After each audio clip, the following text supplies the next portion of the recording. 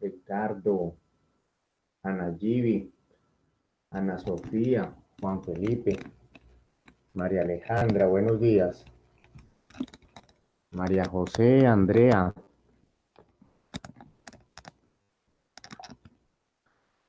Juan Jacobo, Manuela, espero todos se encuentren muy bien. Vamos a trabajar en el día de hoy entonces el tema de los antidiabéticos.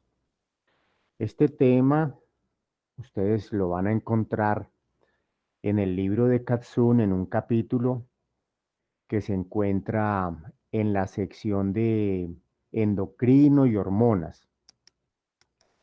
En realidad, los antidiabéticos son un grupo de medicamentos demasiado importantes por la frecuencia con que se usan. La diabetes mellitus es una enfermedad muy extendida, muy frecuente, y estos medicamentos se usan en realidad todos los días en la consulta ambulatoria y en la atención hospitalaria. Todos los días usted va a ver pacientes diabéticos y va a ver pacientes con una de las complicaciones de la diabetes, que es la cetoacidosis. Y en las unidades de medicina interna, en cirugía, en obstetricia, en todos los sitios, eh, los antidiabéticos tienen un lugar porque la diabetes no respeta ningún grupo de personas, afecta a todos los seres humanos. Y como consecuencia, entonces, en todas las unidades hospitalarias y extrahospitalarias, ustedes van a usar este tipo de medicamentos. Todos los días van a haber pacientes diabéticos con sus complicaciones. Este grupo es muy importante. También por las reacciones adversas. Algunas reacciones adversas son muy graves. En el caso de la hipoglicemia, sobre todo, es tal vez la más peligrosa de todas y se puede llegar a presentar incluso la muerte o lesiones neurológicas permanentes. Entonces es muy importante. Vamos a comenzar eh, hablando un poco de los grupos de antidiabéticos para que esa parte quede clara como primer objetivo. Grupos e integrantes.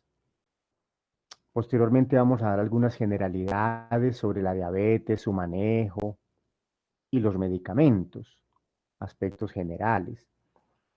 Y vamos a terminar analizando el perfil farmacológico de tres antidiabéticos, tal vez los más usados, los más importantes que ustedes tienen que estudiar y tener muy presente, que son la insulina, sobre todo la insulina regular o cristalina, la metformina, uno de los antidiabéticos tal vez más usados hoy por hoy, considerado como primera línea para manejo de pacientes diabéticos tipo 2, junto con la dieta, el manejo de las enfermedades coexistentes y el manejo de los problemas anexos. La metformina es el medicamento casi considerado de primera línea, excepto si hubiesen contraindicaciones, como puede ser el caso de una nefropatía grave o una hepatopatía seria o una tendencia a una acidosis. Entonces, ¿cuáles son los grupos de antidiabéticos? El primer grupo de antidiabéticos son las insulinas. Ese es un grupo que se ha extendido, se ha incrementado en cuanto a su número. Se han hecho variaciones en las cadenas A o B de la insulina y esas variaciones han generado diferentes insulinas. Hace tiempo se utilizaban las insulinas de origen porcino y de origen vacuno. Actualmente se utilizan más las insulinas humanas obtenidas por recombinación genética al transferir genes humanos de la insulina a la E. coli o al neurospora, que es un hongo, y ellos producen las insulinas que después se refinan y se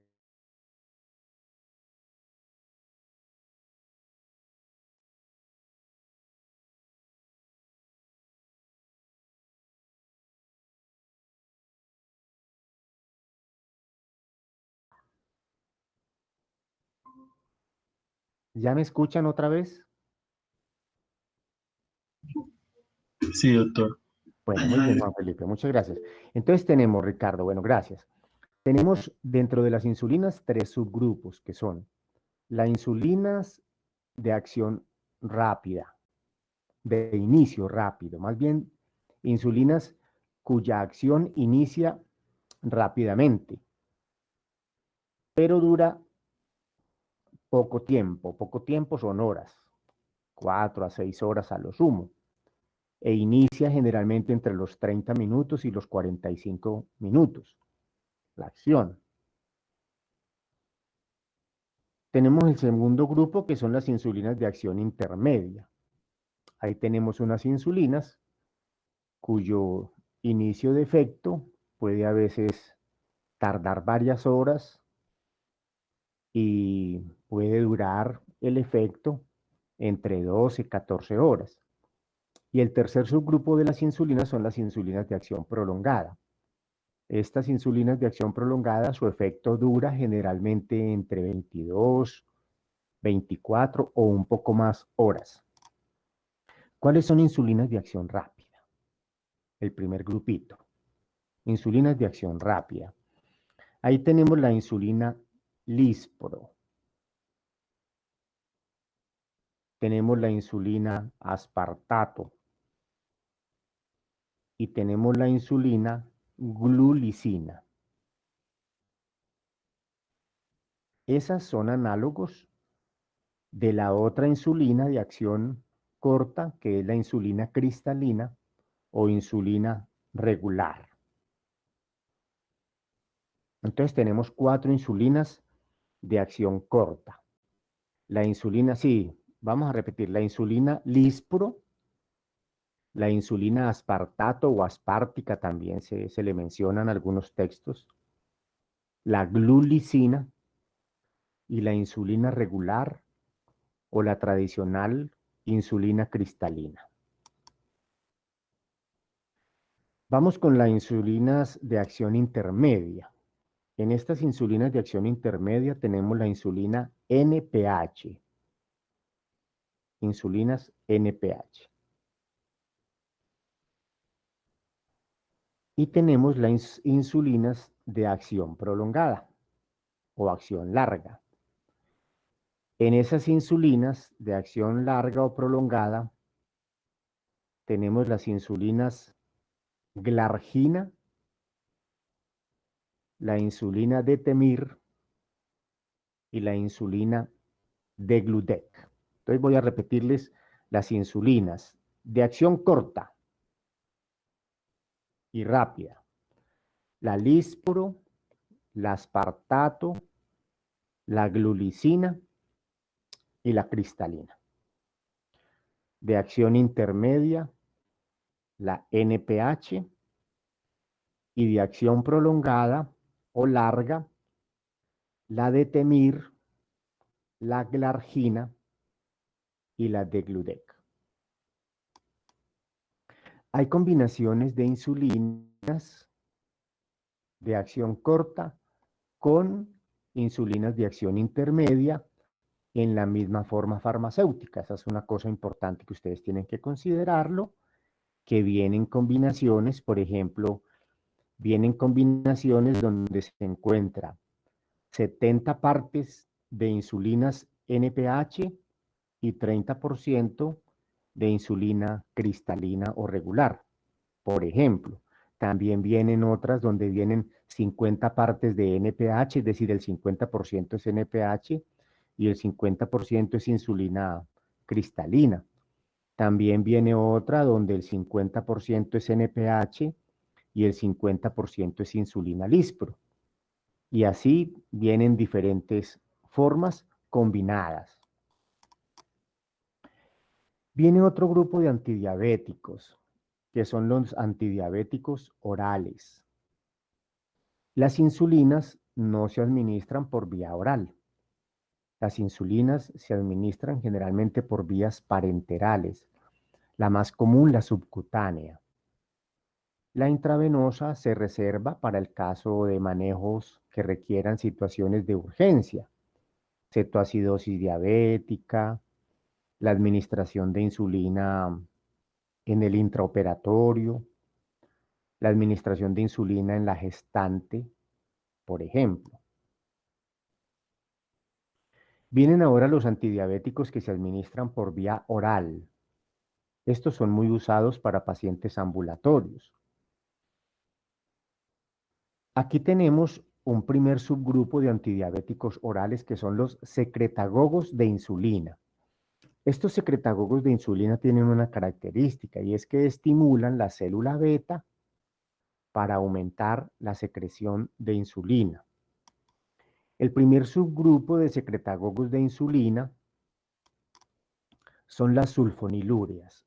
Estas sulfonilúreas son medicamentos emparentados químicamente con las sulfas y por eso pueden compartir con ellos algunos efectos adversos. En estas sulfonilúreas, que son el primer subgrupo de los secretagogos de insulina, tenemos unas sulfonilúreas llamadas de primera generación y unas sulfonilúreas llamadas de segunda generación. En las sulfonilúreas de primera generación tenemos, por ejemplo, tolbutamida, clorpropamida, tolazamida con Z, tolazamida. Luego vienen las sulfonilúreas de segunda generación.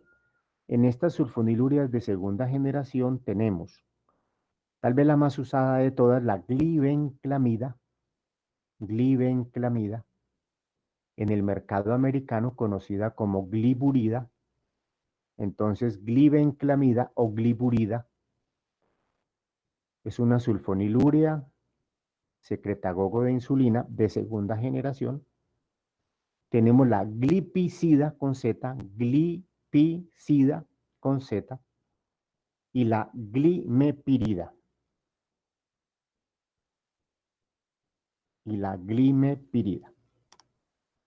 Tenemos otro subgrupito dentro de los secretagogos de insulina, que se llaman el subgrupito de las meglitinidas. En esas meglitinidas tenemos la repaglinida. Entonces tenemos un primer subgrupo de secretagogos de insulina antidiabéticos orales, que son las sulfonilúreas. Y tenemos un segundo subgrupo de secretagogos de insulina, que son las meglitinidas. En esas meglitinidas tenemos la repaglinida. Y tenemos otro subgrupito de secretagogos de insulina, que son derivados de la D-fenilalanina. En ese subgrupito de secretagogos de insulina, derivados de la D-fenilalanina, tenemos la nateglinida.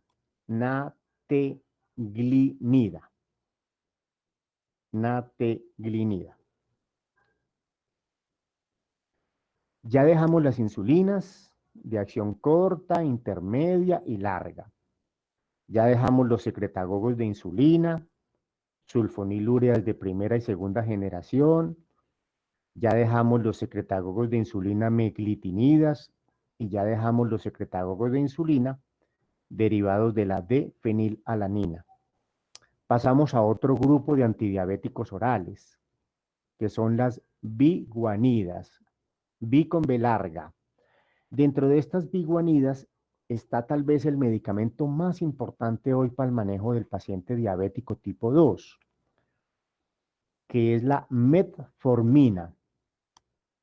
La metformina se escribe la E, la M, la E y la T.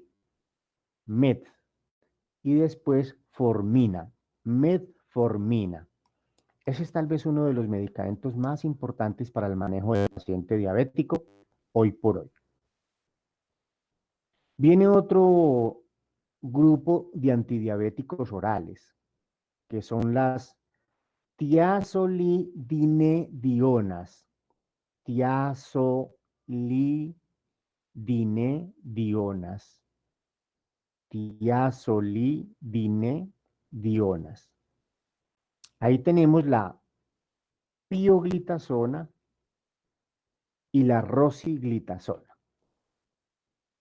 Estos medicamentos hubo otro que fue la troglitazona, que ha sido retirada del mercado por problemas de daño hepático severo.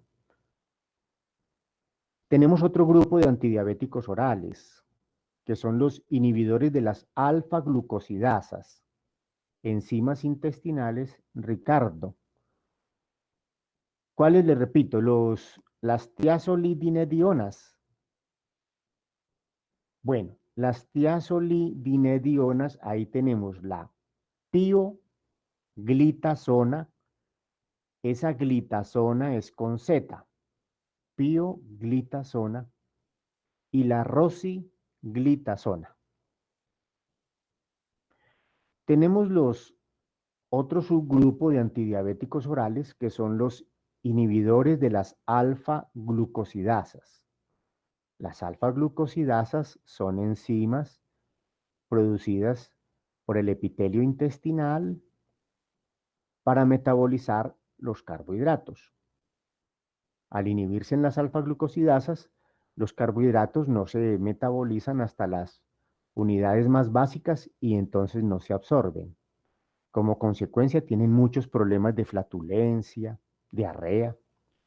Estos inhibidores de la alfa-glucosidasa, ahí tenemos dos, que son la acarbosa con B larga, y el miglitol, Tenemos otro grupo de antidiabéticos que son los análogos de la amilina. Ahí tenemos el representante denominado pramlintida.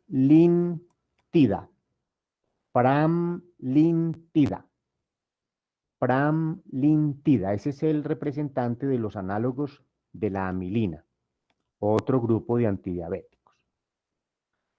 Tenemos otro grupo de antidiabéticos,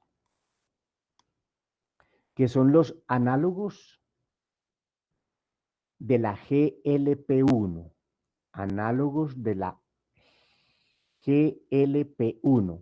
o el polipéptido glucagonoide de tipo 1. En ese grupito de los análogos GLP-1, que también son análogos de las incretinas, recuerden ustedes que nosotros veíamos en fisiología, las incretinas son sustancias producidas en la parte alta del intestino, que van al páncreas a avisarle al páncreas que viene una carga importante de glucosa y ayudan entonces a incrementar la secreción de insulina. Entre estos análogos GLP-1 o análogos del péptido glucagonoide de tipo 1 tenemos con X, exenatida, con X, exenatida, liraglutida,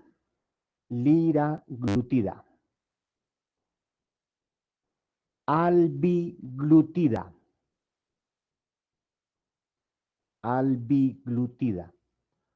dulaglutida,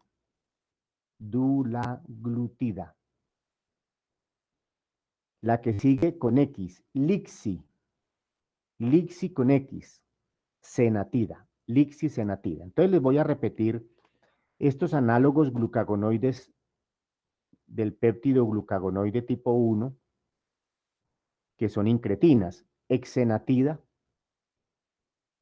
liraglutida, albiglutida, dulaglutida, lixisenatida. Viene otro grupo de antidiabéticos, que son los inhibidores de la DDP4,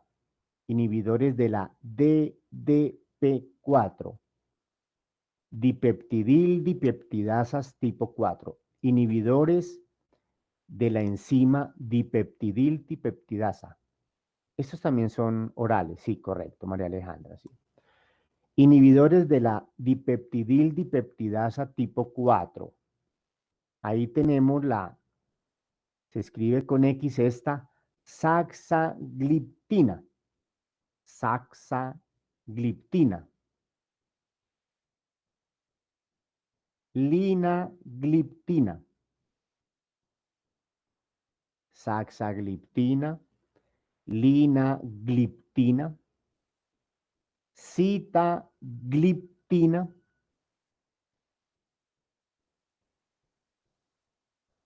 Alugliptina. Vildagliptina. Vildagliptina. Esos son en general los grupos más importantes de antidiabéticos.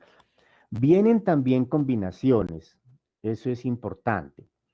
Hay otro grupo de antidiabéticos también muy importante de más reciente desarrollo, que son los inhibidores del cotransportador de sodio-glucosa que está en el túbulo renal. Inhibidores del cotransportador de sodio-glucosa. Recuerden que ese cotransportador de sodio-glucosa es un SGLT2. Entonces, inhibidores del cotransportador SGLT2, ahí tenemos los siguientes. Canaglifosina,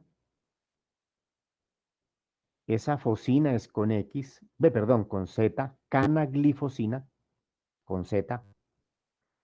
Dapaglifosina, canaglifosina, dapaglifosina y empaglifosina.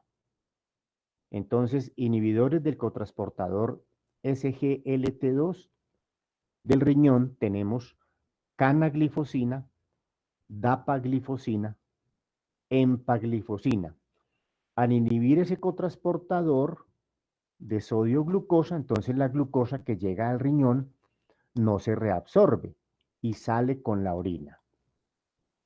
Esa es otra forma de ayudarle al paciente diabético en la reducción de su glicemia, que es el problema, digamos, inicialmente más evidente del diabético. Es una glicemia por encima de lo normal. Y eso va a generar todas las complicaciones habidas y por haber. Y tenemos un grupito como que de otros, tienen características diversas. Ahí tenemos una resina fijador de ácidos biliares, que también tiene efectos antidiabéticos. Ahí a ese grupito de las resinas fijadoras de ácidos biliares, ahí incluimos el colesevelam. Colesevelam. Ese cole-C es con S, cole-C con S. Y velam es con B corta, colesevelam. Tenemos también un subgrupito de antidiabéticos que son los agonistas de la dopamina, que también tienen efecto en el paciente diabético. Ahí tenemos la bromocriptina. Dentro de los agonistas de la dopamina tenemos la bromocriptina. Esa bromocriptina se ha utilizado en el paciente con Parkinson y se ha utilizado, digamos, en otras instancias, en la hiperprolactinemia, por ejemplo, cuando hay un exceso de prolactina y las mujeres secretan leche por sus mamas aún sin estar en embarazo o en periodo ya de posparto. Bueno,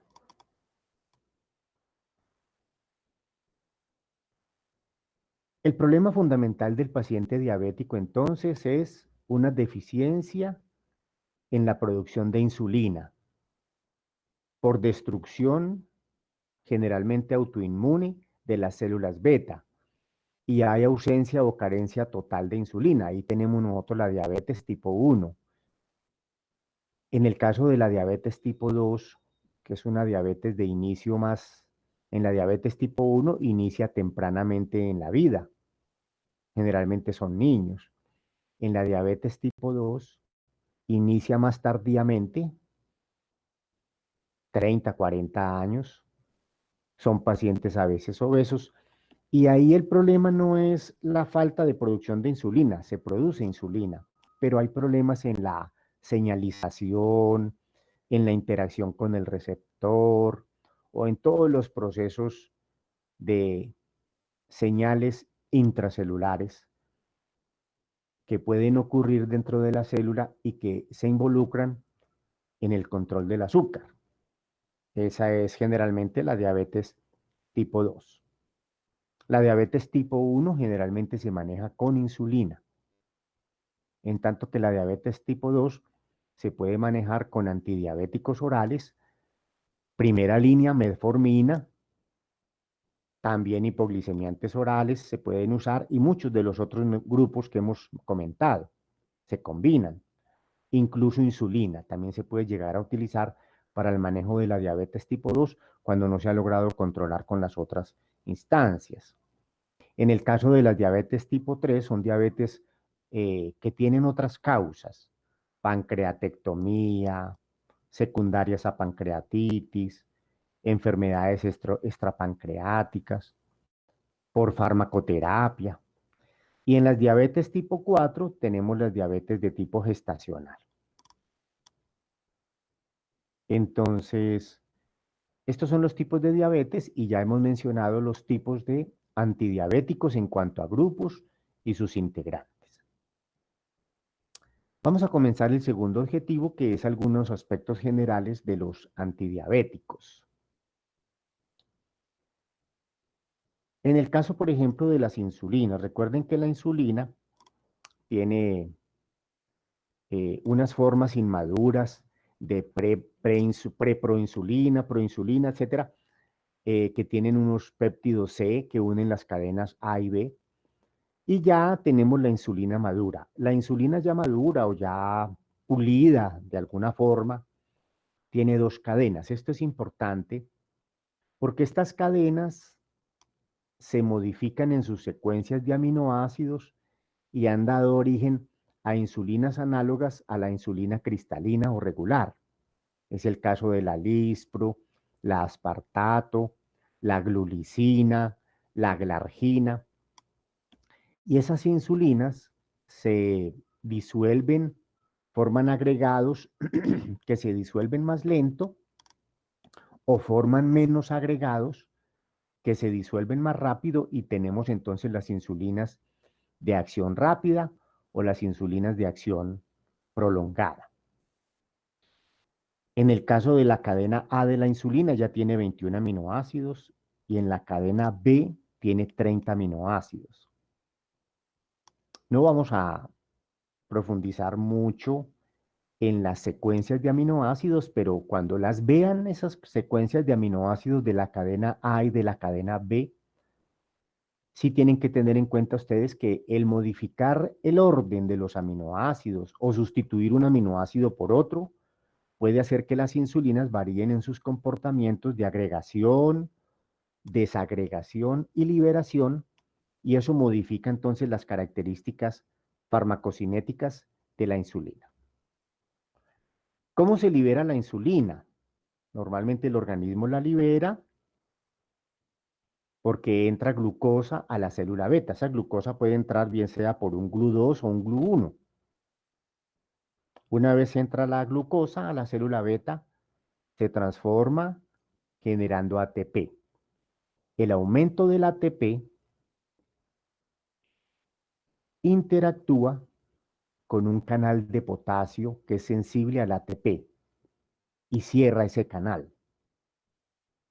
Una vez se cierra ese canal, al no salir ATP, se despolariza la membrana y se abren canales de potasio voltaje dependientes.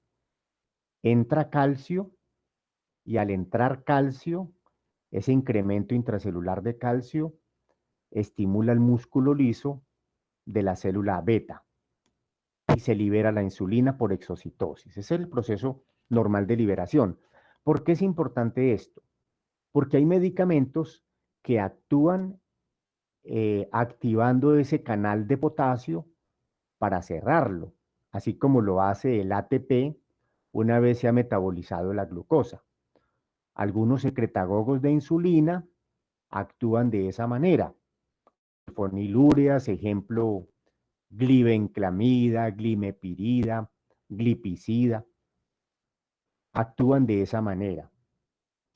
Entonces es importante mencionar esto.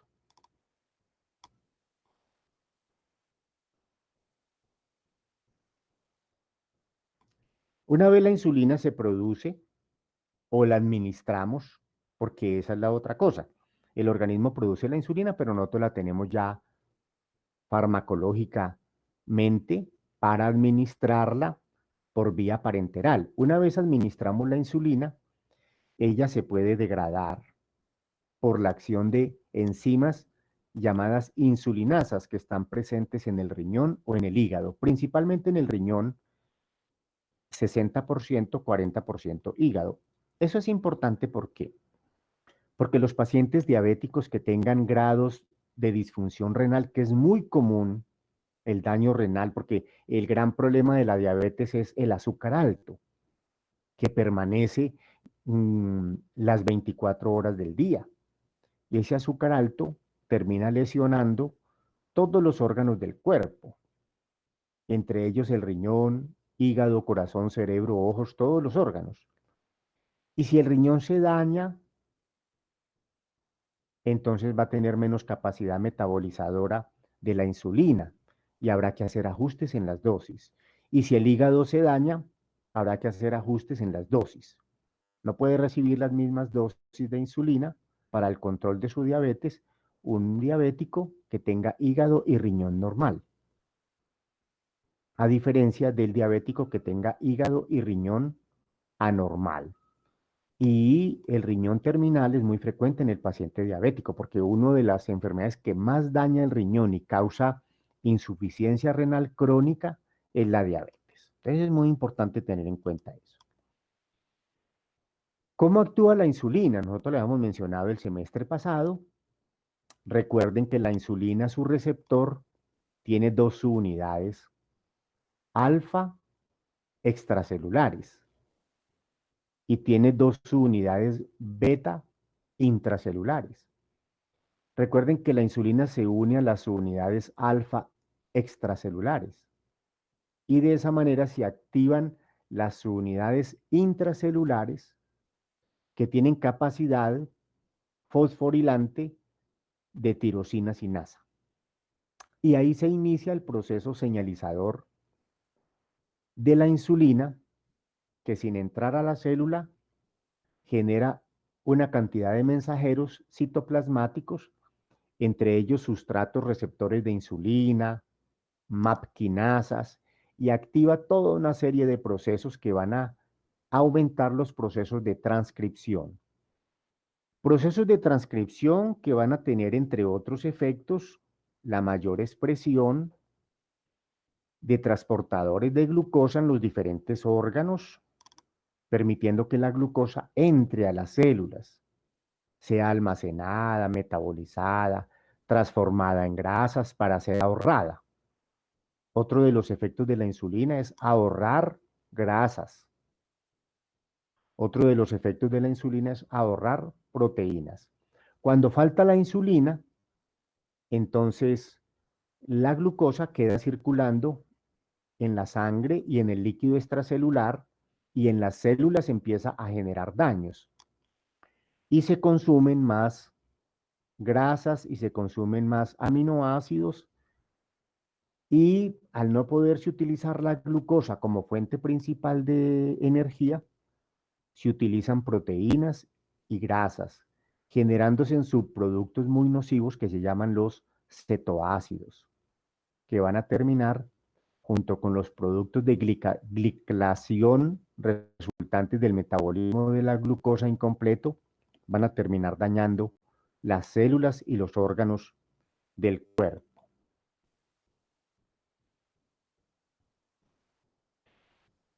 Con respecto a la insulina, generalmente, nosotros tenemos preparados de 100 unidades internacionales por cada mililitro, pero también hay algunos de 200, de 300, hasta de 500. Pero en general, la mayoría hoy por hoy de preparados de insulina tienen 100 unidades internacionales por cada mililitro. O sea que 0,1 mililitro de insulina, de solución de insulina, tiene 10 unidades. Entonces, eso es importante. Y el mililitro total tiene 100. Es lo general, lo común, pero también algunas poquitas vienen de 200, 300 o 500. Es importante eso para no irse a confundir. Porque si un paciente utiliza una insulina que tenga 300 unidades por mililitro inadvertidamente y la utilizara como la que tiene 100 unidades por mililitro, se va a dosificar 3 veces más insulina. Y eso puede ser muy peligroso. Entonces es importante. ¿Por dónde se inyectan las insulinas? Lo más común por vía subcutánea. Lo más común se pueden inyectar subcutáneamente en el abdomen, en los músculos de los muslos, generalmente de la parte anterior de los muslos, por ejemplo, en el deltoides, etc. La insulina también se puede administrar intramuscular e intravenosa. Se prefiere la vía intravenosa en emergencias, por ejemplo, cetoacidosis diabética, en el paciente diabético quirúrgico, en la UCI, cuando se maneja la insulina en la UCI, por ejemplo. Y para facilitar la autoadministración de insulina, tenemos hoy 2 herramientas muy importantes que son los monitores de glucosa. Son muy importantes porque permite que el paciente se automida su nivel de glicemia y determine si está en hipoglicemia, si está en una hiperglicemia, y eso da una idea de cuántas unidades pudiera administrarse con la guía previa del médico y del personal de salud. El otro elemento para facilitar la administración de insulina es los inyectores de insulina, que son como unos bolígrafos que traen plumitas. A través de la plumita se punciona la piel y administran unas cantidades determinadas de insulina. Eso facilita mucho el tratamiento del paciente, el desplazamiento, no tener que llevar jeringas, no tener que llevar frascos de insulina, etcétera, no tener que llevar todos los elementos de desinfección. Entonces, estas plumitas ayudan mucho. Y también tenemos aparatos de goteo continuo de insulina o bombas de infusión de insulina que la administran por vía subcutánea y son programables. Actualmente existe también la posibilidad de administrar insulina por vía inhalada. Eso ha facilitado también el manejo del paciente diabético para evitar, digamos, tanta punción. En general, decíamos entonces que las insulinas en general se presentan en frascos de 100 unidades internacionales por mililitro. Algunos frasquitos tienen una solución clara, otros tienen una solución que es un poco turbia. Eso depende de la característica misma de la insulina.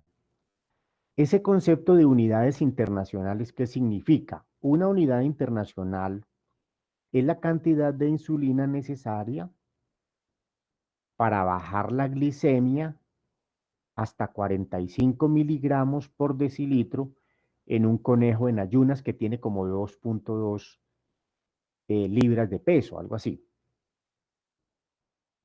Simplemente la insulina, su concentración se expresa entonces en unidades internacionales y así se maneja clínicamente. Al paciente se le dice administrese 0,5 unidades por kilo unidades internacionales. Entonces es importante ese concepto.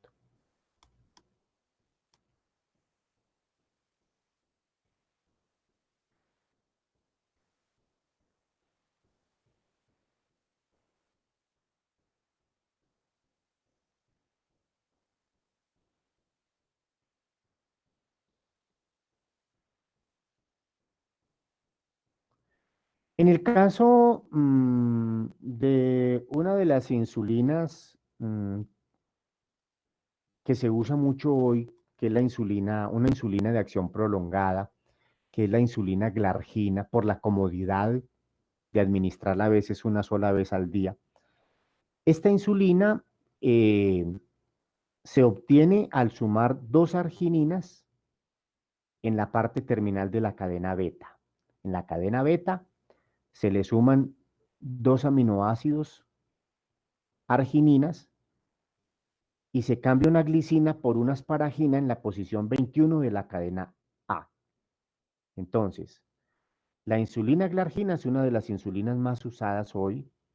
Se las comento porque se utiliza mucho, por lo cómoda, porque tiene un efecto prolongado, porque a veces con una sola dosis administrada a diferentes horas del día puede dar un control prolongado del nivel de azúcar. Les decía que las insulinas se obtienen modificando entonces algunos aminoácidos. En este caso, en la insulina glargina, se le adicionan dos aminoácidos de tipo arginina en la parte terminal de la cadena B. Y se adiciona una glicina que se cambia por una asparagina en la posición 21 de la cadena A, simplemente por darles un ejemplo. En el caso, por ejemplo, de la insulina Lispro, en la cadena B, tenemos los aminoácidos prolina, lisina. Cuando se intercambian lisina, prolina, tenemos la insulina Lispro, que da otra característica ya y un comportamiento diferente, simplemente para mencionarles. En el caso de la insulina glargina, esas modificaciones en las argininas en la cadena B y la glicina que se cambia por una asparagina en la posición 21 de la cadena A, hacen a esa insulina menos soluble, que tiende a agregarse en los tejidos subcutáneos. Y entonces se libera y se disuelve más lentamente y su efecto puede durar hasta 24 horas.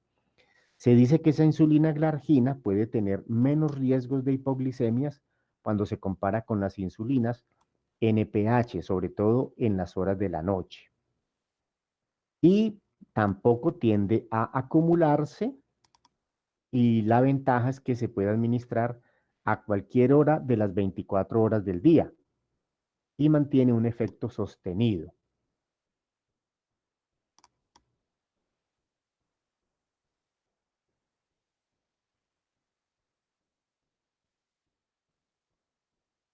En el caso de estas insulinas de acción prolongada, es muy importante tener presente que estas insulinas de acción prolongada no se administran por vía intravenosa ni intramuscular, únicamente subcutánea. Tampoco se deben mezclar insulinas de acción rápida con insulinas de acción prolongada. Eso es importante, no mezclarlas, porque se pueden alterar sus perfiles farmacocinéticos. ¿Cuántas son las dosis de insulina? Generalmente las dosis de insulina, Esteban Danilo, las insulinas de acción prolongada no se deben administrar por vía intramuscular, tampoco intravenosa, las prolongadas. Las de acción rápida sí se pueden administrar intravenosas, pero las de acción prolongada no, tienden a administrarse más por vías subcutáneas. Y estas insulinas de acción prolongada no son útiles en emergencias. Generalmente no se manejan para situaciones de emergencias durante cirugías. En la cetoacidosis, estas prolongadas no se manejan las de acción rápida. Las dosis de insulina generalmente se calculan más o menos entre 0,5 y 0,7 unidades internacionales por kilo. Pero los pacientes obesos y los pacientes púberes, los niños, pueden ser más resistentes a la insulina y a veces pueden requerir dosis un poquitico mayores. ¿Cómo se administra la insulina? Generalmente se administra más o menos un 40 o un 50% de las necesidades calculadas para suplir las necesidades basales. Y el resto se administra junto con las comidas para controlar el ascenso glicémico que ocurre después de la ingesta de alimentos. Entonces, por ejemplo, un paciente que pese 50 kilos, si calculamos a 0,5 unidades por kilo, el paciente necesitaría ¿cuánto? ¿Quién hace el cálculo? 25 unidades internacionales. Muy bien, María Alejandra, muy bien, Juan Felipe. 25 unidades internacionales. De esas 25, pongámosle la mitad, 12,5 son para suplir las necesidades basales y 12,5 son para suplir los o controlar los incrementos del azúcar durante los alimentos. Eso es importante entonces tenerlo en cuenta. Generalmente, las insulinas de acción rápida, la Aspártica, glulicina, la Lispro, tienen un inicio de acción más o menos en un cuarto de hora, o sea, 0,25 horas más o menos inicia el efecto. En cambio, la insulina regular y la que se da por vía inhalada inicia el efecto en 0,75 horas. Eso quiere decir que más o menos a los 15 minutos está iniciando el efecto de la Aspártica, la glulicina y la Lispro. Y más o menos a los 30-40 minutos la regular y la inhalada. ¿Cuánto dura el efecto, María Alejandra? ¿En qué se perdió, María Alejandra? Bueno, voy a repetir los inicios de las insulinas. Bueno, listo, María Alejandra. Tenemos insulinas Aspártica, glulicina y Lispro. ¿Cuánto demora en iniciar su efecto? 0,25 horas, o sea, un cuarto de hora. Un cuarto de hora son más o menos 15 minutos. 0,25 horas, o sea, más o menos 15 minutos más o menos, que es el cuarto de hora, ¿cierto? ¿Cuánto demora en iniciar la regular?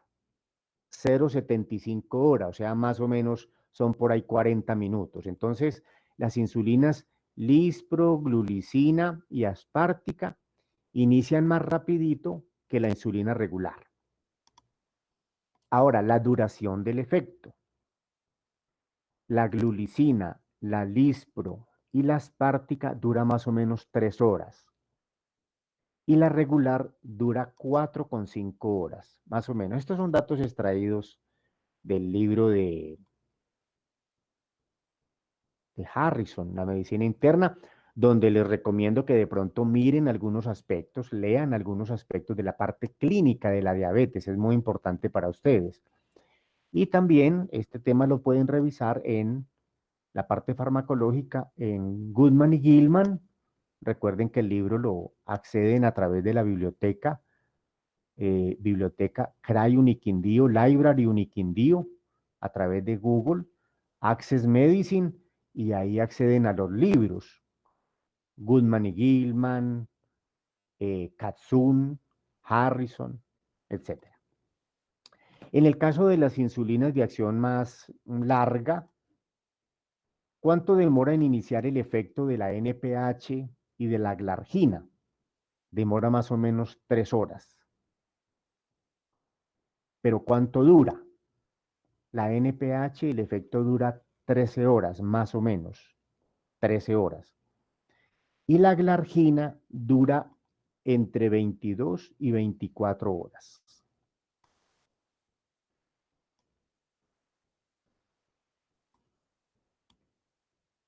Bueno, ese sería como el segundo objetivo de algunos aspectos generales.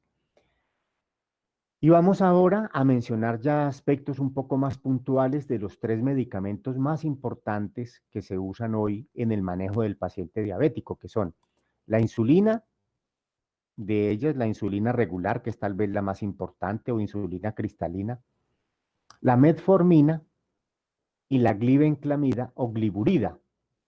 Y mencionaremos algunos aspectos también de otros grupitos y de otros medicamentos.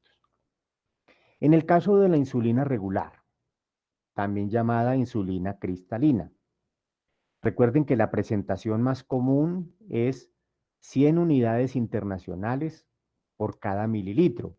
Viene generalmente en un frasquito con una solución. Esa solución puede ser clara. ¿Y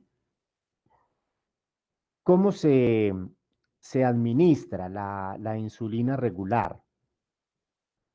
Generalmente la insulina regular se utiliza más antes de las comidas para controlar estos ascensos glicémicos asociados a la alimentación.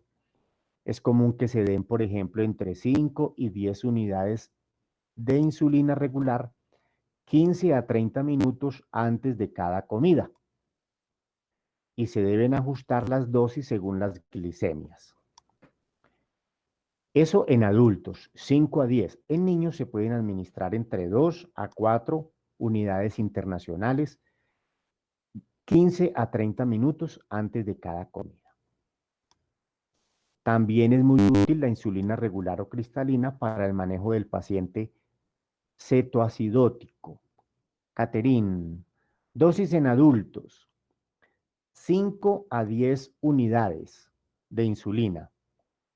Y en niños, 2 a 4 unidades de insulina, 15 a 30 minutos antes de cada comida.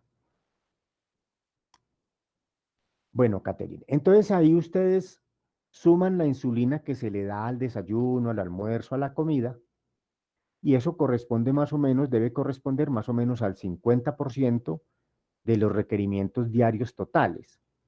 El otro 50% de los requerimientos diarios se puede administrar en la forma de una insulina de acción prolongada, bien sea NPH, bien sea insulina glargina, de Gludec o insulina de Temir, que son insulinas de acción prolongada.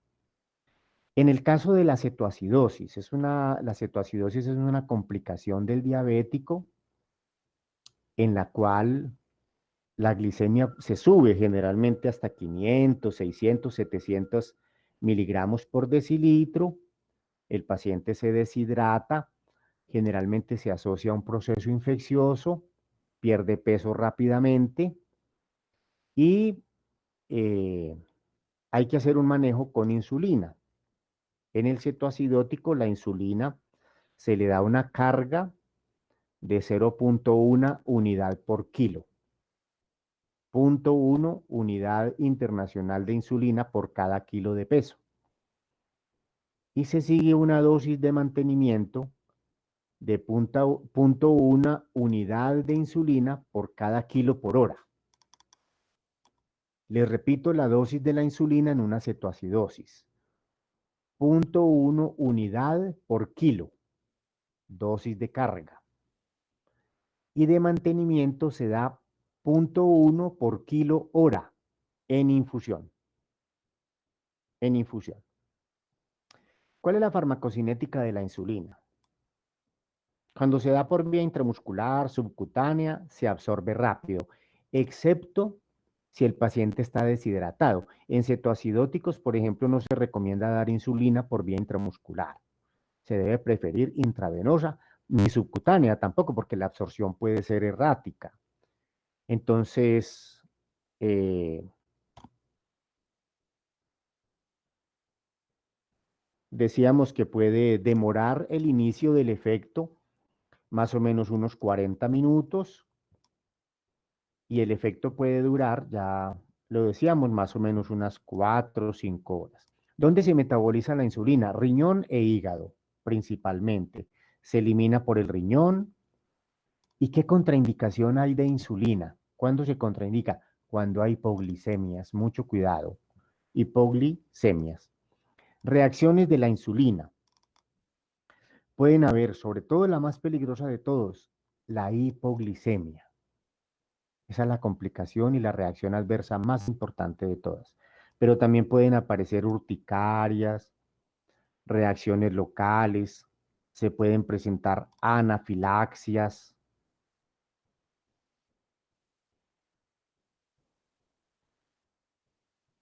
confusión, hipotermia. Pueden haber hiperglicemias de rebote. Y en los sitios de administración se puede presentar lipoatrofia o lipohipertrofia. Ambos fenómenos se pueden presentar. ¿Qué interacciones tiene la insulina? ¿Con qué otros medicamentos? La insulina se potencia en su hipoglicemia por el alcohol, los salicilatos, pueden potenciar la hipoglicemia generada por la insulina. Disminuyen la acción de la insulina o contrarrestan la acción de la insulina. La epinefrina,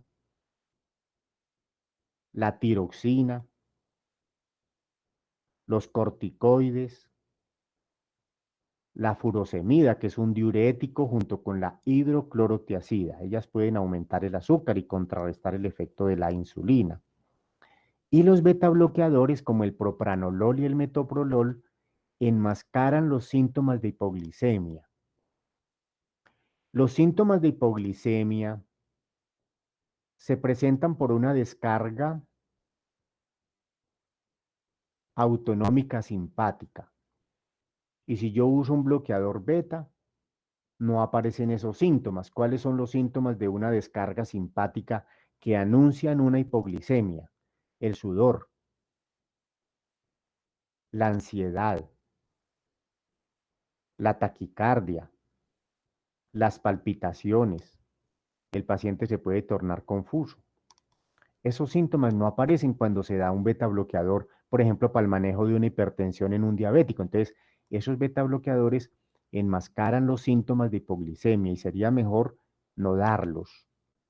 Utilizar otros, por ejemplo, medicamentos que no enmascaren los síntomas de hipoglicemia.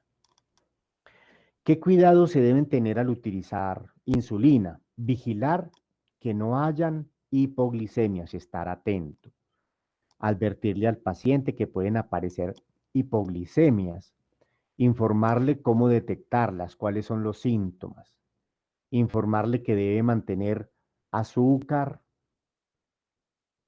cubitos de azúcar, el cual puede ingerir cuando esté sintiendo estos síntomas, o que consulte rápidamente, o jugos azucarados para el control de las posibles hipoglicemias. En el caso de usar diferentes medicamentos, tener en cuenta que los diuréticos bloquean el efecto de la insulina.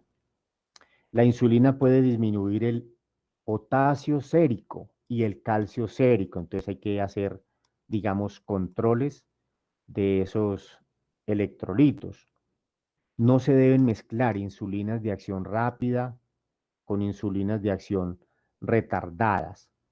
Si el paciente hace ejercicio, hay que ajustar las dosis de insulina porque entonces puede requerir menos.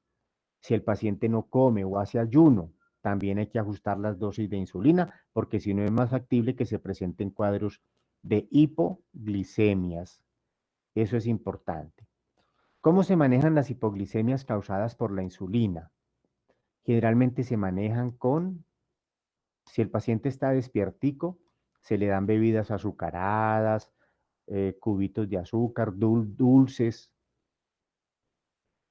Y en el hospital se debe suspender el medicamento que está generando la hipoglicemia y se utilizan soluciones destrozadas. Por ejemplo, en el niño se utilizan destrozas en agua destilada al 10%, 2 mililitros por cada kilo, puede ser una dosis.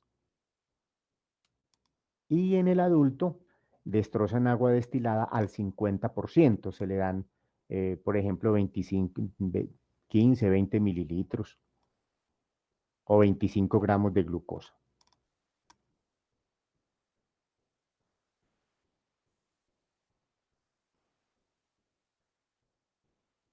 Bueno, creo que esos son los aspectos más fundamentales de la insulina.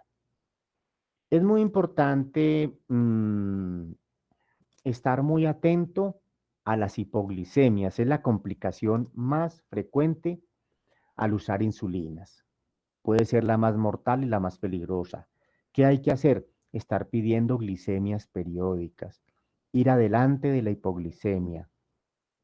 Y es mejor ir usando dosis pequeñas de insulina y en la medida en que se vaya necesitando, irla utilizando. Cuando se llega a los 250 miligramos, en el caso, por ejemplo, del cetoacidótico que tenía 500 miligramos de glucosa, y se llega a los 250 miligramos, se empiezan a administrar soluciones alternas, algunas de ellas con pequeñas cantidades de glucosa para evitar las hipoglicemias. Entonces es muy importante tener presente eso. El otro medicamento importante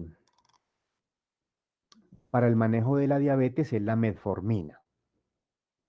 Este es un medicamento muy importante que se ha convertido prácticamente en un elemento clave en el manejo sobre todo del diabético tipo 2. A ver, Esteban, las hipoglicemias son las que se pueden presentar con sudoración. Sí, las hipoglicemias dan sudoración, taquicardia, palpitaciones, puede aparecer temblor, hambre, ansiedad.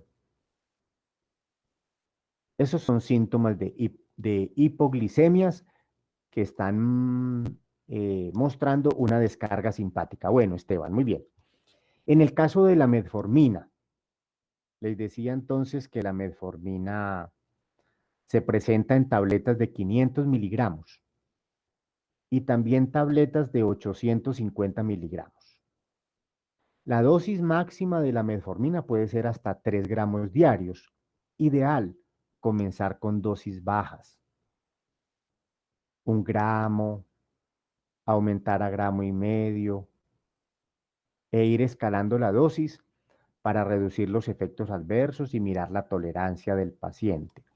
Generalmente la dosis total de metformina, si es 1 gramo, 2 gramos, se divide en 2 o 3 tomas. ¿En qué caso se usa la metformina? En diabetes mellitus tipo 2. Se puede dar solita o se puede dar con sulfonilurias o incluso con otros medicamentos. Vienen hoy formas farmacéuticas de metformina combinadas con otros medicamentos, eso es importante. ¿Cuál es la farmacocinética de la metformina? Su biodisponibilidad es de un 60%, su efecto pico se alcanza más o menos a las 2 horas, poco se une a proteínas plasmáticas y poco es lo que se metaboliza. Su vida media puede ser variable y puede oscilar entre las 6 horas y las 17 horas. Se elimina por el riñón.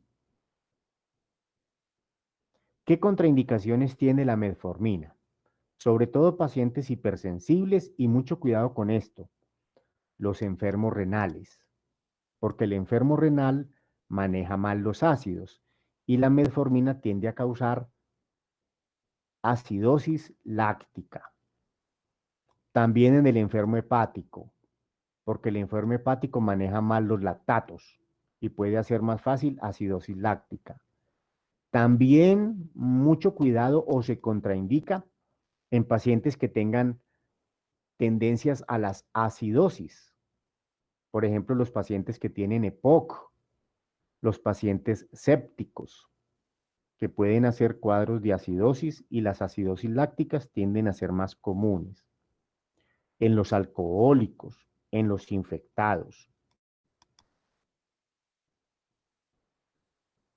Y muy importante esto, se debe evitar metformina 48 horas antes y 48 horas después de utilizar medios de contraste yodados con fines de diagnóstico, porque puede haber más frecuencia en la aparición de la acidosis láctica. Entonces, 48 horas o 48 horas antes o 48 horas después de usar medios de contraste yodados para cualquier estudio imagenológico, es mejor no dar la metformina. Reacciones de la metformina. Comunes. Puede haber cefalea, puede haber mareo, puede haber fatiga, acidosis láctica, que puede llegar a causar la muerte si no se detecta rápidamente. Náusea, vómito, dolor abdominal.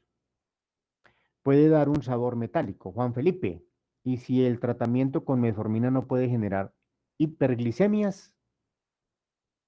Por favor, me Doctor, repite. escucha, eh, o, o sea, lo que quiere decir es que si el paciente tiene un tratamiento como metformina y se suspende por el examen, permítame un momento, y se suspende por el examen que se le va a hacer con contraste, se suspende 2 días, eso no puede causar una hiperglicemia en el paciente. No, el riesgo de suspenderla es más bajo que el riesgo de dejarla, causando una acidosis láctica que descompensa al paciente. Se le puede decir al paciente que en esos 2 días o en esos 2 días antes y 2 días después haga un ajuste de su dieta, esté mucho más atento a sus cifras de glicemia, porque ocurre muchas veces que el paciente diabético no es juicioso con su dieta. Es uno de los pilares del manejo del diabético, la dieta.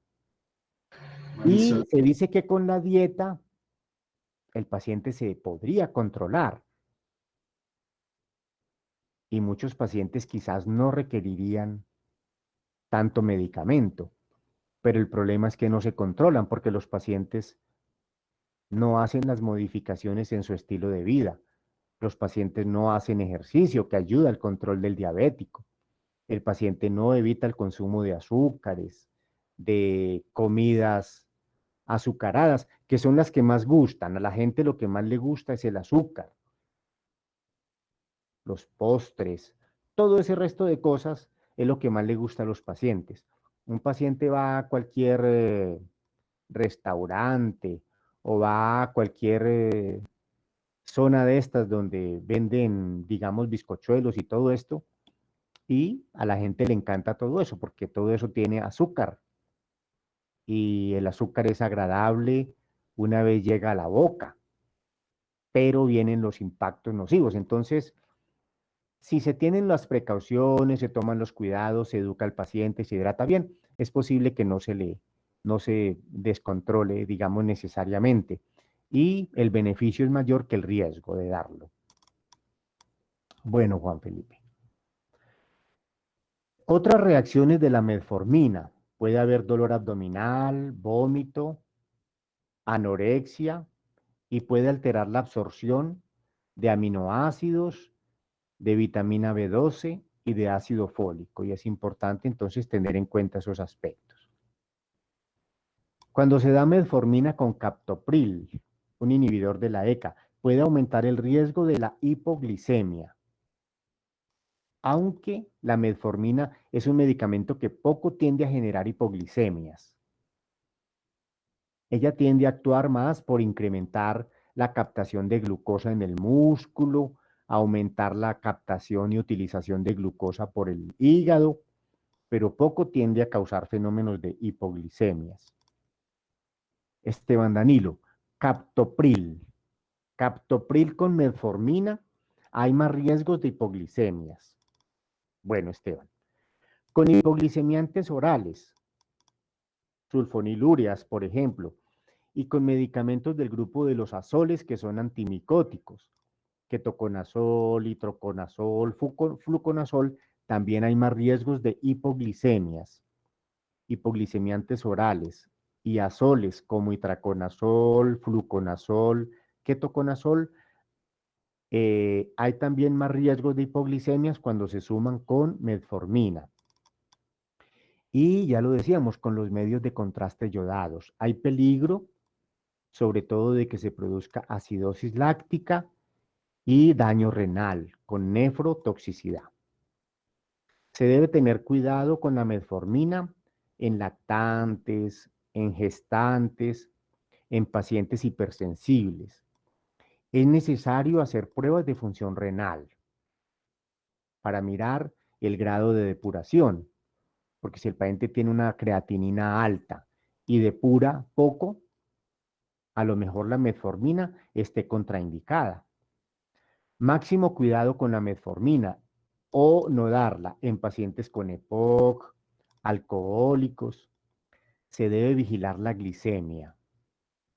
Se debe vigilar la hemoglobina glicosilada. Y muy importante informarle a los pacientes si hay síntomas de infección, inmediatamente consultar, porque pueden hacer acidosis láctica y se complica. Glibenclamida. Este medicamento, también denominado gliburida en los Estados Unidos, se presenta en tabletas de 2,5 y de 5 miligramos. La dosis de la glibenclamida oscila entre 1,25 a 5 miligramos diarios. 1,25 a 5 miligramos al día. Si bien la dosis máxima pudiera ser de hasta 20 miligramos diarios, hay que tener mucho cuidado con este medicamento, porque se asocia con hipoglicemias. Estos medicamentos se asocian mucho con hipoglicemias. Todos los hipoglicemiantes orales se asocian con cuadros de hipoglicemias y son, estoy seguro, ustedes van a ver algunos casos en urgencias de pacientes que han llegado consumiendo, por ejemplo, glibenclamida y están haciendo una hipoglicemia. Entonces, mucho cuidado. Siempre los pacientes más proclives para hacer hipoglicemia son los pacientes de edad, los ancianos. Y en ellos es mejor manejar dosis bajas, o sea que esas dosis máximas de 20 es mejor tomar eso con mucha precaución. ¿Cuál es la farmacocinética de la glibenclamida? Tiene una muy buena biodisponibilidad. Su efecto inicia más o menos a los 40 minutos y se produce un pico de efecto. Presentación, Ricardo.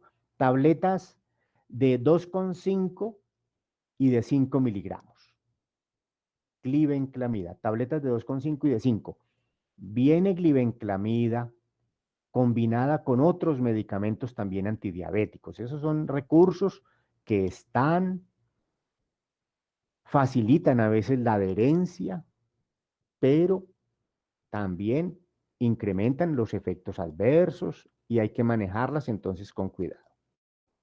El efecto de la glibenclamida, bueno, Ricardo, con mucho gusto. El efecto de la glibenclamida puede durar hasta 24 horas. Generalmente no se dosifica una vez al día, sino que se dosifica 2 o 3 veces al día.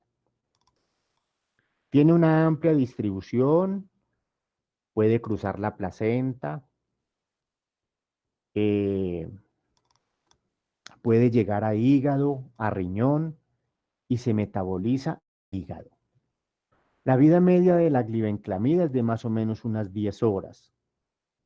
Se elimina por riñón y por heces. Contraindicaciones de la glibenclamida. El paciente cetoacidótico no se maneja con glibenclamida. La gestante, la lactante, los niños, la diabetes mellitus tipo 1. Y hoy no se recomienda como terapia única para la diabetes tipo 2. Hace unos años, la diabetes, ¿cuánto es la vida media? Más o menos unas 10 horas. Hace unos años el paciente diabético tipo 2 se manejaba solo con hipoglicemiantes orales. Hoy se sabe que estos medicamentos, al incrementar la secreción de insulina, pueden agotar el páncreas. Entonces, hoy no se recomienda como terapia única para la diabetes tipo 2. ¿Qué reacciones pueden aparecer con la glibenclamida? Muy importante, las hipoglicemias. Puede haber malestar gastrointestinal, puede haber eritema, puede haber prurito, urticaria, rash e ictericia colestática. Pero muy importante de destacar las hipoglicemias. Las hipoglicemias. ¿Qué interacciones pueden haber en el caso de la glibenclamida? Interacciones con el alcohol. Se puede potenciar el fenómeno hipoglicémico y aparece la reacción tipo disulfirán. Se potencia también su efecto hipoglicemiante cuando se da con anticoagulantes orales, con salicilatos, porque estas hipoglicemiantes orales se unen altamente a proteínas y pueden competir por las proteínas plasmáticas con anticoagulantes, con salicilatos también, con clofibrato y con sulfas. Entonces, con ello se puede potenciar el fenómeno hipoglicémico. Con tiacidas, hidroclorotiacida y furosemida, que son diuréticos. Estos aumentan el azúcar y entonces pueden antagonizar el efecto del hipoglicemiante oral. Y con la cimetidina se puede aumentar el nivel de glibenclamida, generando más fenómenos hipoglicémicos. ¿Qué cuidados se deben tener con la glibenclamida? Monitoree el azúcar. Dígale al paciente que monitoree su azúcar, que esté atento a los síntomas de hipoglicemia, que tenga a la mano azúcares de absorción rápida, jugos, Gatorade puede ser, por ejemplo, porque pueden aparecer los fenómenos de hipoglicemia, que consulte rápidamente. Muchas veces los pacientes no consultan rápido y se complican. Cuidados en insuficiencias hepáticas, en insuficiencias renales, en los pacientes ancianos, en aquellos pacientes debilitados, en los desnutridos y en los pacientes que tienen insuficiencias adrenales o pituitarias. Todos ellos son más factibles de hacer cuadros hipoglicémicos y complicaciones. Recuerden los beta bloqueadores, sería mejor quitarlos, pero nunca se pueden suspender abruptamente. Un beta bloqueador nunca se puede suspender abruptamente porque puede dar un cuadro de hipertensión o crisis hipertensivas. Hay que suspenderlos lento, pero recuerden, beta bloqueadores enmascaran los síntomas de hipoglicemia. Cuidado, si el paciente hace ejercicio, si no come, si hace ayuno, hay que tener mucho cuidado porque los riesgos de hipoglicemias son mucho más factibles. Entonces hay que tener en cuenta eso. Bueno, estos son los aspectos, digamos, más importantes de la diabetes mellitus y de los antidiabéticos. ¿Cómo se maneja hoy en general el paciente diabético? Se maneja, hoy se ha liberalizado un poco el uso de los antidiabéticos, pero generalmente el diabético tipo 1 tiende a manejarse con insulina, el diabético tipo 2 tiende a manejarse más con metformina, hipoglicemiantes orales eh, y otros medicamentos o combinaciones, incluso la insulina. ¿Cuál es el ideal del manejo del diabético? Generalmente se hace con base en la hemoglobina glicosilada. Ideal, tener una hemoglobina glicosilada menor de 7. No se recomiendan hemoglobinas glicosiladas menor de 6%, porque se requieren controles muy estrictos y a veces son peligrosos. Entonces, hemoglobinas de 7, a lo sumo 6,5. Y vigilar siempre las hipoglicemias. En pacientes ancianos que tienen múltiples enfermedades crónicas, de pronto hemoglobinas glicosiladas de 8 pueden ser buenos objetivos. Entonces el control del paciente diabético se hace con los antidiabéticos y se piden las hemoglobinas glicosiladas para mirar, porque ellas dan una idea del control de los últimos 3 meses, entonces es muy importante. ¿Y cómo se maneja hoy el diabético, por ejemplo, tipo 2, que es el más común? Se debe detectar y tratar las comorbilidades, primer punto. Se debe detectar y tratar las complicaciones, ese es un segundo punto. Se debe educar al paciente, hacer cambios en el estilo de vida respecto al ejercicio y la nutrición. Y el primer medicamento a recomendar es la metformina. Si no se controla con metformina, se puede sumar un segundo medicamento, por ejemplo, un hipoglicemiante oral, una pioglitazona, etcétera. Y si no se controla con la metformina más 2 medicamentos, se puede recurrir a la metformina más insulina. Bueno, este es el tema, digamos, de los fármacos para el control de la diabetes. Ustedes encuentran este capítulo en el grupo de medicamentos de endocrino y hormonas. Yo no recuerdo muy bien qué capítulo es, pero por ejemplo en Katsun hay un capítulo de endocrino y hormonas, lo mismo en Goodman. Ahí están todos los aspectos farmacológicos de estos que son los medicamentos más importantes. Estos son los que ustedes más tienen que estudiar y aprender. Los otros es importante leerlos, tenerlos presente, repasarlos, pero estos tres, insulina, metformina y glibenclamida, son los que más se usan. Y con ellos ustedes pueden controlar casi que el 100% de sus pacientes diabéticos, sea tipo 1, 2, 3 o 4. Muy importante, complementen en el libro de la medicina interna de Harrison. Hay un capítulo también sobre diabetes para que vean el contexto clínico de los síntomas de una diabetes, las clasificaciones, la fisiopatología de la diabetes. Y también hablan muchos aspectos de los medicamentos antidiabéticos. Entonces les recomiendo también esa parte para que la tengan, digamos, muy presente.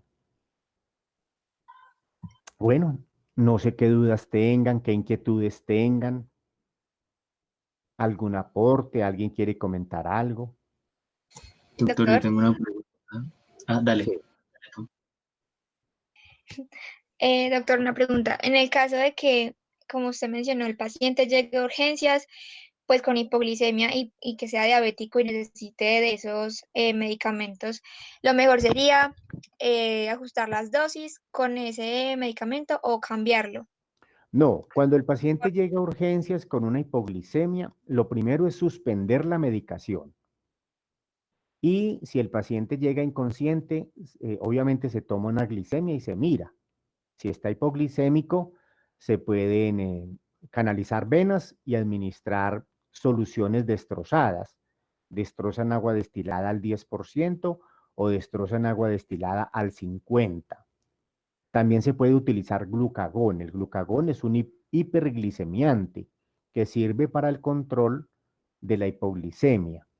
Y ya habrá que mirar dónde están los problemas en el paciente para hacer, digamos, un ajuste de los medicamentos, de sus dosis, una buena educación, porque a veces el paciente toma la dosis que es, pero por ejemplo se va a hacer más ejercicio de la cuenta y ayuna, entonces hace la hipoglicemia, o consume algún medicamento o algún otro elemento que facilita la aparición de la hipoglicemia. Entonces es importante tener presente eso. Es de mucha educación, de mucho apoyo, pero desafortunadamente, tal vez ustedes estén de acuerdo conmigo, es lo que menos se ve. Y es lo que menos se le ofrece al paciente, un apoyo, un seguimiento, un seguimiento constante, que el paciente esté en comunicación permanente con su grupo de salud. Eso no ocurre. A los pacientes se le acaban las lancetas para hacer sus pruebas de glicemia, se les daña el equipo de monitoreo, no todos lo tienen, no todos lo pueden comprar. Entonces esto del manejo de la diabetes no es fácil, pero ustedes sí van a ver complicaciones. Recuerden, en el complicado con hipoglicemia, suspender el antidiabético, líquidos que contengan soluciones destrozadas y se pueden administrar incluso con la sola clínica. Dar una pequeña cantidad de una solución destrozada no genera mayor problema, pero demorar un tratamiento de una hipoglicemia sí puede ser nefasto. Entonces, y obviamente un muy buen seguimiento, una muy buena educación, un muy buen control del paciente. Eso sería muy importante, Mariana, oye. Bueno, Mariana. Doctor, ahora sí tengo una pregunta. Pues es más bien personal. Yo sé que no tiene mucho que ver con lo que estamos viendo aquí. O sea, sí tiene que ver con la diabetes. Es que yo tengo una familiar que tiene pues diabetes y en el momento pues cursa con neuropatía diabética. ¿Qué tan efectivo en esos casos puede llegar a ser de pronto el uso de carbamazepina? Lo que pasa es Si que lo la tiene presente. carbamazepina no es para el manejo de la diabetes. La carbamazepina es un anticonvulsivo que también tiene utilidad en el dolor, digamos, neuropático, que es un dolor que presenta el paciente diabético crónico por daño de los nervios, por el mal control del azúcar, por la disfunción en la producción de insulina. Eso termina dañando los nervios y termina dañando los vasos. Ese daño de los nervios que termina generando un dolor de difícil manejo, se maneja, entre otras cosas, con carbamazepina o con otra serie de medicamentos, pregabalina, otra serie de sustancias que a veces ayudan al control del dolor, que no es fácil de manejar y que es un dolor progresivo y que es un dolor que puede ir en aumento en la medida en que el problema del diabético no es un problema que tenga una solución radical. Es un problema que está y es un problema crónico y que hay que controlarlo. Por ahora no existe una alternativa curativa a la diabetes. Pero en cuanto a la pregunta puntual de Juan Felipe, es útil la carbamazepina, no para la diabetes, pero sí para el manejo de las complicaciones. Pero no tiene muchos efectos adversos. Sí, por supuesto, como todos los medicamentos pueden tener múltiples efectos adversos, pero como siempre, el beneficio de tener un paciente aminorado su dolor o controlado puede ser mejor que tener un paciente sin dolor, con dolor y sin el riesgo de un medicamento. Ahora, se pueden dar dosis pequeñas, hacer un muy buen ajuste, hacer un muy buen control y eso reduce mucho la posibilidad de efectos adversos. Es cuestión del manejo y es cuestión de hacer un muy buen seguimiento del medicamento. Listo, doctor, muchísimas gracias, muy amable. Bueno, Juan Felipe.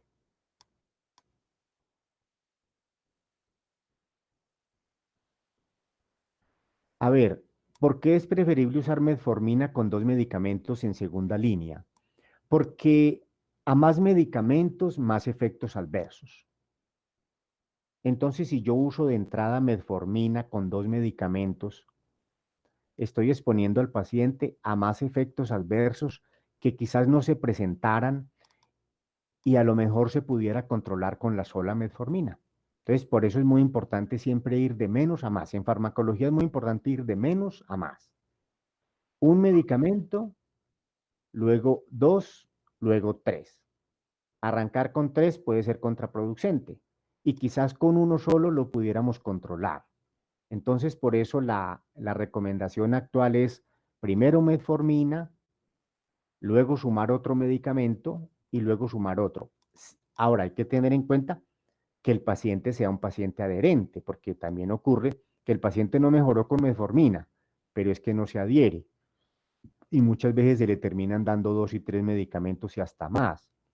Y resulta que con los cuatro tampoco se controla.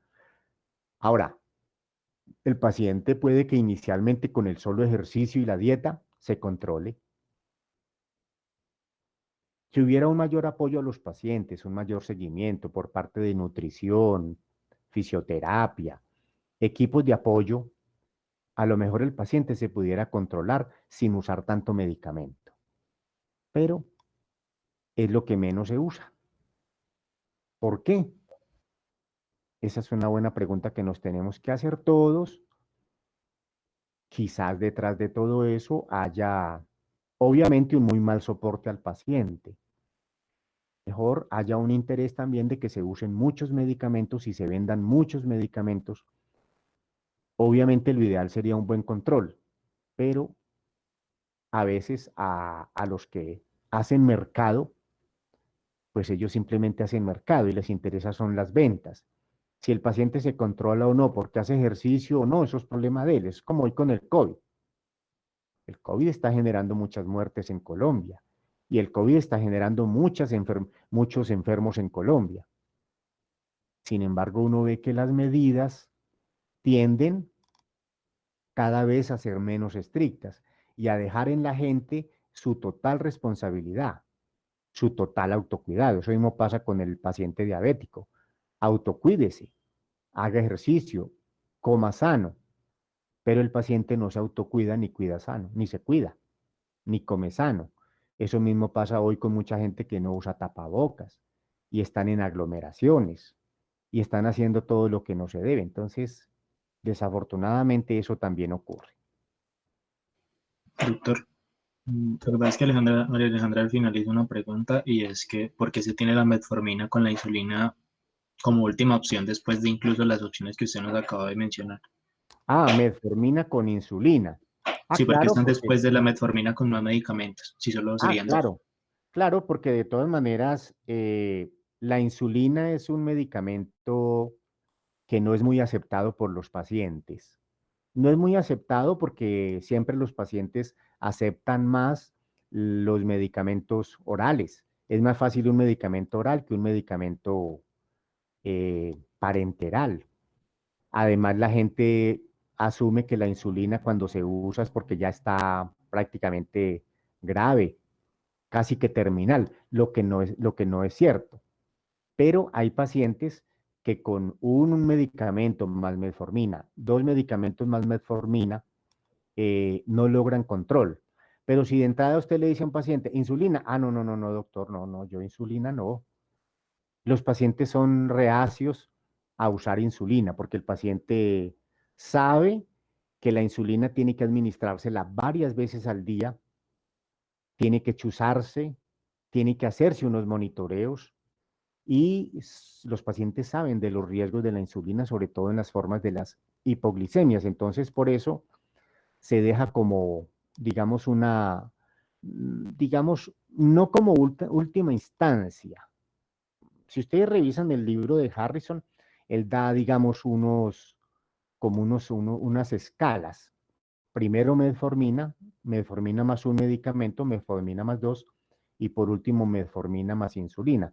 No quisiera decir que necesariamente la insulina no pudiera estar antes, pero lo dejan como última opción considerando todos los factores que pueden hacer que el paciente rechace la insulina y no se adhiera. De hecho, la adherencia de los pacientes a la insulina no es muy buena. Medicamento de uso crónico, agota al paciente, lo cansa, tanto chuzón, rotar, todo es muy cansón y muy agotador para el paciente. De suerte que hoy, digamos, es uno de los medicamentos más eficaces para el control del azúcar, peligroso, pero eh, tiene un montón de aspectos que todavía hacen muy difícil la adherencia. Quizás con la insulina inhalada puede que eso sea, digamos, otro cuento, y con las bombas de infusión de insulina también. Eso puede que lo haga más cómodo. Aún así, existe un gran riesgo con la insulina, que son las hipoglicemias. Muchos pacientes han muerto víctimas de las hipoglicemias, entonces por eso también se deja como último recurso porque es de los más peligrositos. Bueno, María Alejandra. ¿Alguna otra duda, alguna inquietud, alguna pregunta, algún aporte, alguna experiencia?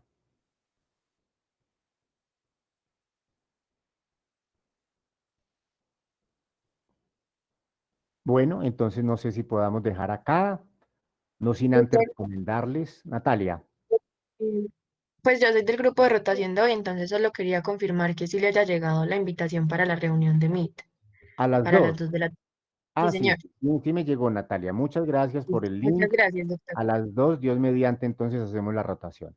Bueno, Doctor, entonces, sí, Esteban. doctor, una pregunta. ¿Si recibió la carpeta con los resúmenes? Sí, sí, la recibí. Voy a mirarla, pues a ver si puedo ver todo sin problema. No la he revisado Listo. todavía, pero hoy la voy a revisar, a ver si todo lo puedo ver sin problemita. Y si no, cualquier cosita yo le informo, Esteban. Sí, pero muchas Listo, gracias, la doctor. recibí. Bueno, entonces, adiós, adiós, buena mañana, que acaben de pasar una buena mañana, un buen almuerzo, un buen descanso y entonces, Dios mediante, estamos avanzando en la tarde. Bueno, María Camila, Ricardo, Manuel, a ustedes muchas gracias. Bueno, Mariana, adiós. Juan Felipe, también muchas gracias a ustedes, feliz día. Caterín, para ustedes también muchas gracias.